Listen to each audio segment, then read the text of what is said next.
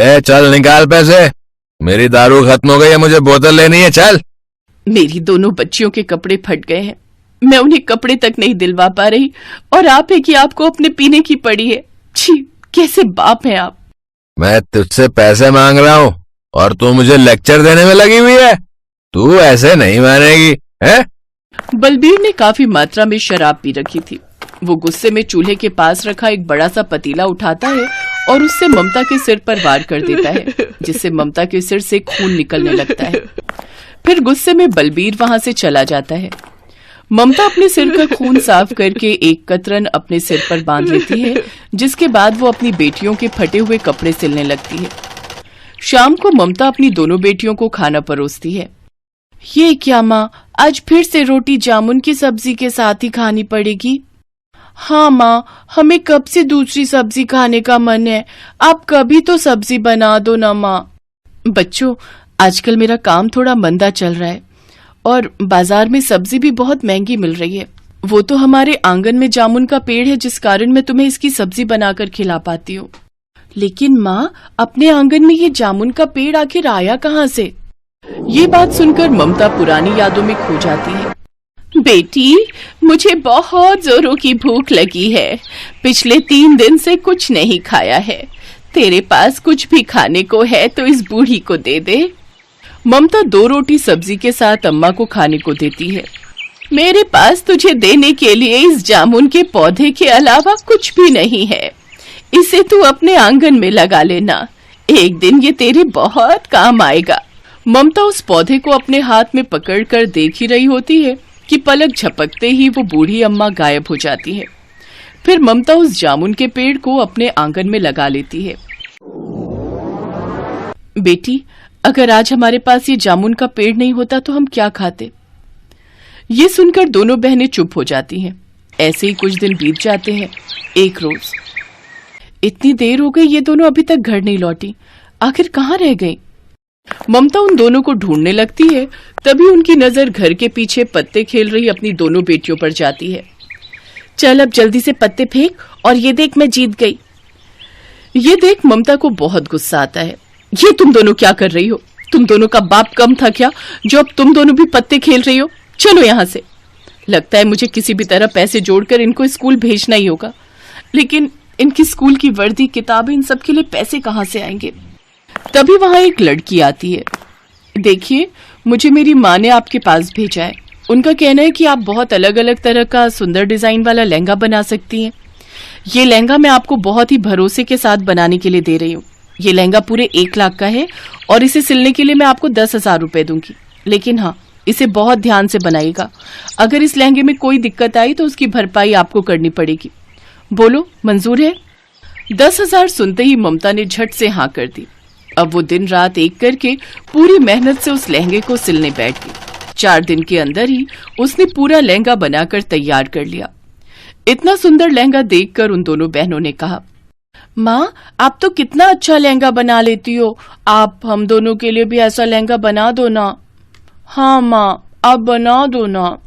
ठीक है बच्चों, इस लहंगे को सिलने से जो पैसे मिलेंगे उनसे घर का राशन भरवाने, तुम्हारे लिए स्कूल की किताबें, वर्दी लेने के बाद फिर जो पैसे बचेंगे उससे मैं तुम दोनों के लिए बाजार से कपड़ा लाकर लहंगा सिल दूंगी। लेकिन शराब के नशे में चूर बलबीर वो सारी बातें सुन लेता है। तभी वो लड़की वहां आती है और ममता को पैसे देकर वहां से चली जाती है। लेकिन तभी बलबीर ममता से वो पैसे छीन कर ले जाता है।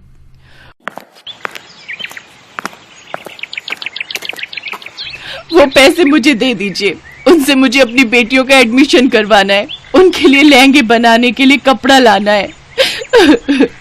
बलबीर उसकी एक नहीं सुनता और वहां से चला जाता है। ममता थक हार कर उस जामुन के पेड़ के नीचे बैठकर रोने लगती है।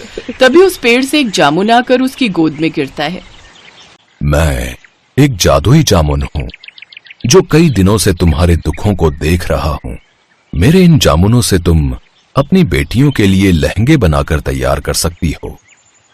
वो ना तो कभी फटेगा और ना ही खराब होगा, और ना ही इस पेड़ से ये जामुन कभी खत्म होंगे। इतना कहते ही उसके सामने जामुनों का ढेर लग जाता है। फिर ममता पेड़ के नीचे सिलाई मशीन लाकर उसकी छांव में ही बैठकर अपनी दोनों बेटियों के लिए जामुन के लहंगे बनाकर तैयार कर लेती है, जो कि दिखने में बहुत ही सुंदर लग रहे थे। फिर अपनी दोनों बेटियों को पहनाती है। उन जामुन के लहंगों को देख दोनों बहनें बहुत खुश होती हैं और खुशी से आंगन में झूम रही होती हैं। सड़क किनारे से गुजर रहे लोगों की नजर जब उन लहंगों पर जाती है तो वो भी ममता के पास ऑर्डर देने आने लगते हैं और एडवांस के तौर पर उसे पैसे दे जाते हैं। बलबीर फिर से जैसे ही ममता से पैसे छीनने आता है। बहुत परेशान कर लिया तुमने अपनी पत्नी और बच्चों को। अब मैं तुम्हें नहीं छोड़ूंगा। नहीं नहीं, इन्हें कुछ मत करो, ये जैसे भी है मेरे पति हैं। ममता, मैंने तुम्हारे साथ कितना गलत किया, लेकिन इन सब के बाद भी तुम मेरे बारे में सोच रही हो। सचमुच तुम बहुत अच्छी हो। मुझे माफ कर दो। और जादुई पेड़, तुम भी मुझे माफ कर दो। अब मैं अपने परिवार को कोई दुख नहीं दूंगा और हमेशा के लिए शराब छोड़ दूंगा। उस दिन के बाद बलबीर शराब छोड़ देता है और वो कुछ ही दिनों में काफी अमीर हो जाते हैं और वो सब खुशी खुशी एक साथ रहने लगते हैं।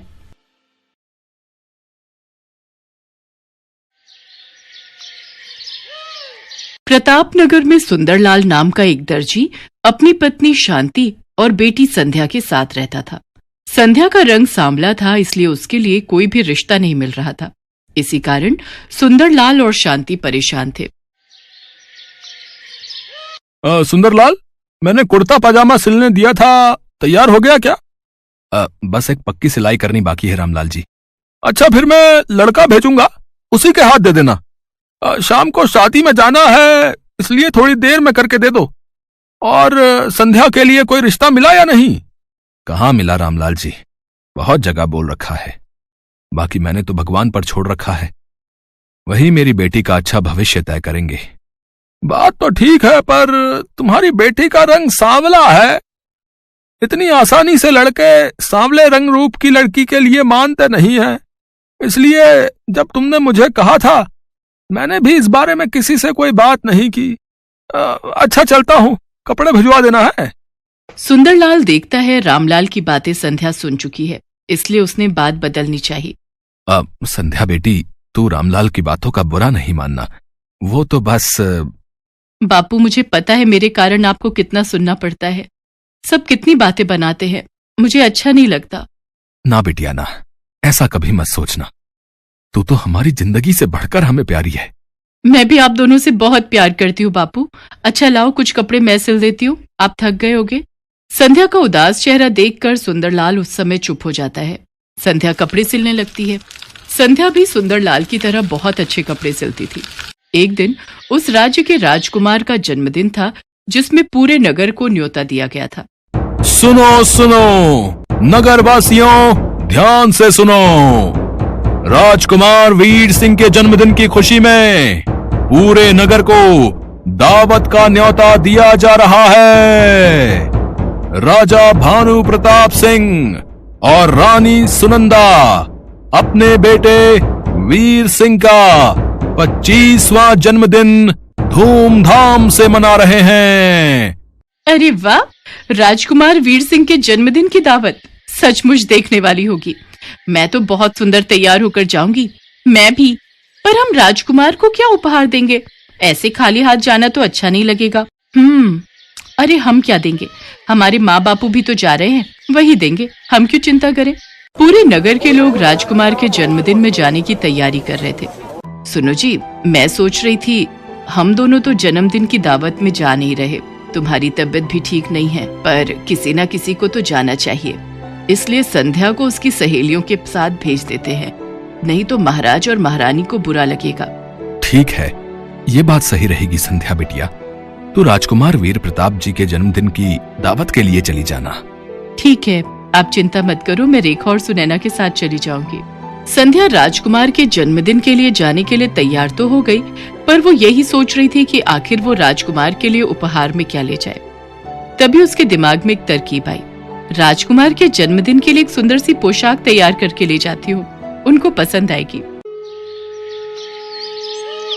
संध्या राजकुमार के लिए बहुत ही सुंदर पोशाक तैयार करती है और सबके साथ राजमहल पहुँचती है। बहुत संख्या में लोग जन्मदिन की दावत में पहुंचे थे। उन सबके बीच संध्या घबरा रही थी। राजकुमार को तो इतने ढेरों उपहार मिल रहे हैं, इतने सारे उपहार में मेरे द्वारा सिली हुई मामूली सी पोशाक क्या राजकुमार को पसंद आएगी? राजकुमार को अपने हाथ से देने की हिम्मत तो मेरे में है नहीं। चुपचाप उनके कक्ष में रख देती हूँ। संध्या पोशाक को राजकुमार के कक्ष में रखकर घर आ जाती है। संध्या बिटिया, तू राजकुमार से बिना मिले ही आ गई। उन्हें पता कैसे चलेगा कि तूने उपहार में उन्हें वो पोशाक दी है? कोई बात नहीं बापू, वैसे भी अब तक राजकुमार इतने सारे उपहारों के बीच मेरी दी हुई पोशाक भूल भी चुके होंगे। संध्या जैसा सोच रही थी वैसा कुछ भी नहीं था। राजकुमार जब कमरे में पहुंचा तो उसने वो पोशाक वहां रखी देखी। अरे, ये उपहार मुझे किसने दिया है? ये तो बहुत सुंदर पोशाक है, अद्भुत। मुझे जहां तक याद है सबने मुझे उपहार दिए। मैंने सबका चेहरा देखा, पर यह उपहार तो मेरे हाथ में किसी ने नहीं दिया। कैसे पता चलेगा कि यह उपहार किसने दिया है? और मेरे हाथों में दिए बिना ही यहां मेरे कक्ष में रख दिया। राजकुमार महाराज, महारानी, सेनापति, दास दासी सबसे पूछता है, पर किसी को भी इस बारे में कुछ नहीं पता था। राजकुमार हैरान रह जाता है कि ऐसा क्यों हुआ। किसी ने अगर इतना सुंदर उपहार देना भी था तो उसको सामने से देता। चोरी छुपे कौन रख गया? राजकुमार वापस अपने कक्ष में आता है, तभी उसकी नजर अपने द्वार पर अटके एक दुपट्टे के टुकड़े पर जाती है। राजकुमार महल की सभी दासियों से दुपट्टे के टुकड़े के बारे में पूछता है, पर किसी भी दासी के पास ऐसा दुपट्टा नहीं था। राजकुमार को यकीन हो जाता है कि ये टुकड़ा यकीनन उसी लड़की के दुपट्टे का है जो उसके कमरे में वो पोशाक रख कर गई है। राजकुमार इस बात का पता लगाने के लिए पूरे नगर में सैनिकों को भेजता है। वो पोशाक किसने दी उसके लिए सब मना कर देते हैं। भाई, हमने तो बहुत महंगा उपहार दिया था। राजकुमार को चांदी की प्याली दी थी। हमने ये उपहार में पोशाक नहीं दी। उस समय सुंदरलाल, उसकी पत्नी और बेटी संध्या जरूरी काम से नगर से बाहर गए हुए थे, इसलिए उनसे पता करना रह जाता है। पर सैनिक ये बात राजकुमार को नहीं बताते। राजकुमार बहुत परेशान था। अब तो उसके पास एक ही रास्ता था, इस दुपट्टे के टुकड़े की असलियत जानने का। माँ, पिताजी, अब मेरे पास एक ही रास्ता है। मैं अपना स्वयंवर रखना चाहता हूं, ताकि उस स्वयंवर में सभी लड़कियां आए और वही पोशाक पहने जो उन्होंने मेरे जन्मदिन के उत्सव में पहनी थी। मुझे पता चल जाएगा कि यह दुपट्टे का टुकड़ा किसका है। फिर मैं उसी लड़की से विवाह करूंगा। इससे मुझे अपने प्रश्न का उत्तर भी मिल जाएगा। ठीक है पुत्र, अब तुम इस योग्य हो चुके हो कि तुम अपना जीवन साथी चुन सको। जैसी तुम्हारी इच्छा पुत्र।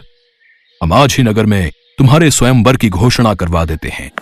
राजकुमार उस दुपट्टे के टुकड़े के बारे में किसी से कुछ नहीं कहता।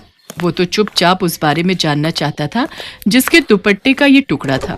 नगर में घोषणा कर दी जाती है और ये बात सुंदरलाल के कानों तक भी पहुंचती है।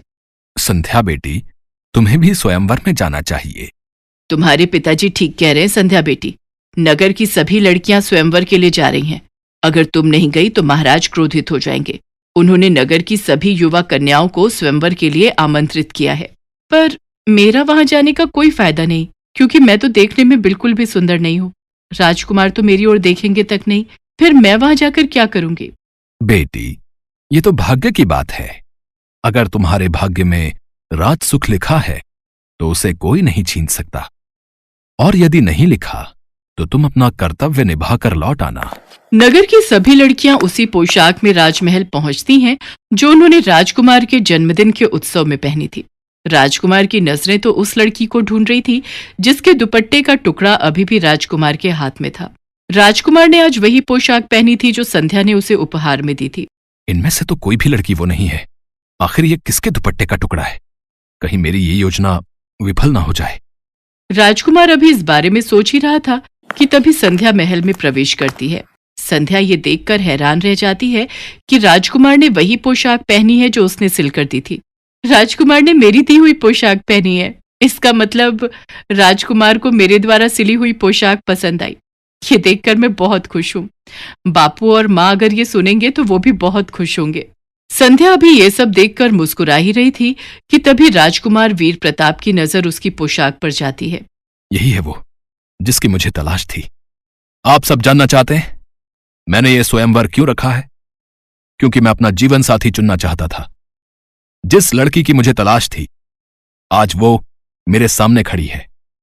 मैं उसका नाम तो नहीं जानता, पर आज जो पोशाक मैंने पहनी हुई है उसी लड़की ने मुझे उपहार में दी थी। क्या वो लड़की मेरी जीवन संगिनी बनना चाहती है? सब लड़कियां एक दूसरे का चेहरा देख रही थी, क्योंकि उनमें से किसी ने भी ये पोशाक राजकुमार को नहीं दी थी। संध्या तो सच जानती थी। वो हैरान रह जाती है। राजकुमार उसकी ओर बढ़ता है और उसका हाथ थाम लेता है। राजकुमार, मैं आपके लायक नहीं हूं। आपको तो मेरे से भी सुंदर लड़कियां मिल जाएंगी। संध्या, प्रेम तो दिल से होता है। मैं तो उसी पल ही तुम्हें अपना दिल दे बैठा था। जब मैंने इस पोशाक को देखा, वो तो तुम्हारे दुपट्टे का टुकड़ा दरवाजे में अटका हुआ था, तभी मुझे तुम्हारे बारे में पता चला, वरना मैं तो सच्चाई जान ही नहीं पाता। और मेरी नजरों से देखो, तुम मेरे लिए दुनिया की सबसे खूबसूरत लड़की हो। संध्या अपने दुपट्टे की ओर देखती है जो किनारे से फटा हुआ था। वहां खड़ी सभी लड़कियां हैरान रह जाती हैं। राजकुमार वीर प्रताप की बातें सुनकर संध्या की नजरें शर्म से झुक जाती हैं। उसके पश्चात सुंदरलाल और शांति को दरबार में बुलाया जाता है। फिर शुभ मुहूर्त में संध्या और राजकुमार वीर प्रताप का विवाह संपन्न होता है। आज संध्या के जीवन में दुनिया की सारी खुशियां थी। Best buddies. Hello friends, thanks for watching this video. अगर आपको ये वीडियो पसंद आया है तो प्लीज लाइक, सब्सक्राइब, कमेंट्स करें इस वीडियो पर, और हाँ, शेयर करना भी ना भूलें। और भी मजेदार वीडियो देखने के लिए नीचे दिए गए बेल आइकॉन को दबाएं। देखते रहिए बेस्ट बडीज।